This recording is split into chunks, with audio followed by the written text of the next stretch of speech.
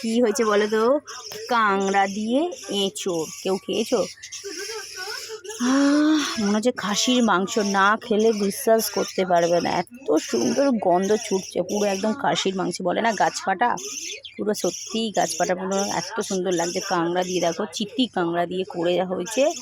আর হয়েছে মাছ, রুই মাছ, বুঝেছো? ঝিঙে আলু দিয়ে জ্যান্ত রুই মাছ।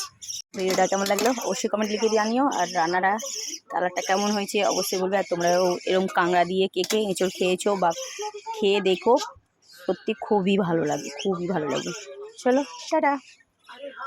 ও থক থকে পুরো গাছের জেলি মতন, দেখো আম, মানে চাটনি করেছে আমার ছেলে। এই আমের চাটনিটা খেতে খুবই ভালোবাসে, বুঝেছো? সুন্দর আমের চাটনি। রান্নাগুলো কেমন হয়েছে অবশ্যই কমেন্টে লিখে জানিও। ভালো লাগলে লাইক কমেন্ট শেয়ার করো। নেক্সট ভিডিও তোমাদের সাথে আবার শেয়ার করবো। চলো ততক্ষণ ভালো থাকো, সুস্থ থাকো।